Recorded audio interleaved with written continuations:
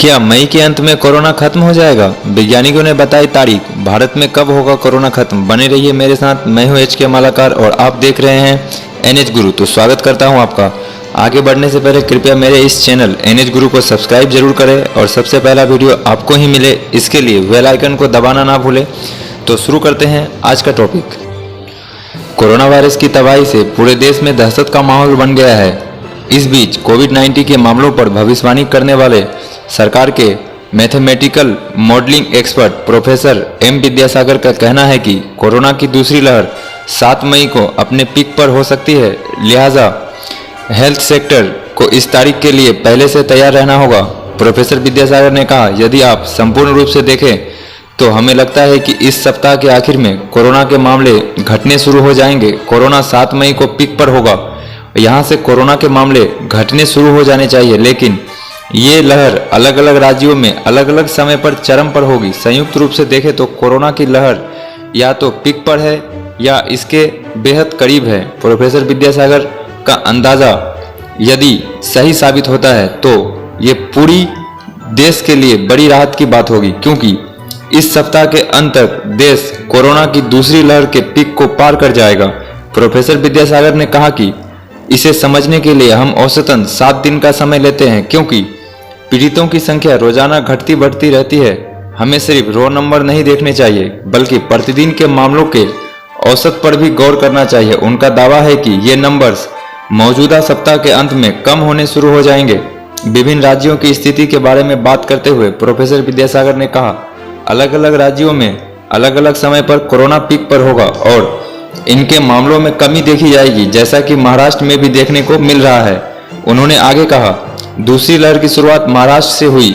जो राज्य महाराष्ट्र से दूर स्थित है वो बहुत धीरे धीरे पीक पर आएंगे और उनका डिक्लाइन भी स्लो होगा, लेकिन जो राज्य महाराष्ट्र के नजदीक बसे हैं वहां मामले जल्दी ही पीक पर होंगे और खतरा भी जल्दी ही ढलने लगेगा। प्रोफेसर विद्यासागर ने कहा कि मई के बाद किसी राज्य के पीक पर होने की संभावना नहीं है।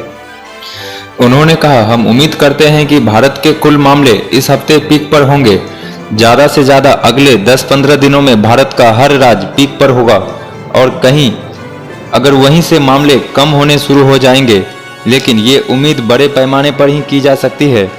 पीक पर आने के बाद कोरोना की दूसरी लहर खत्म होने में कितना वक्त लगेगा, इस सवाल पर प्रोफेसर विद्यासागर ने कहा, यदि हम पहली और दूसरी लहर के बीच तुलना करें तो हमें पता चलेगा कि पिछली बार इसकी उछाल बहुत धीमी थी।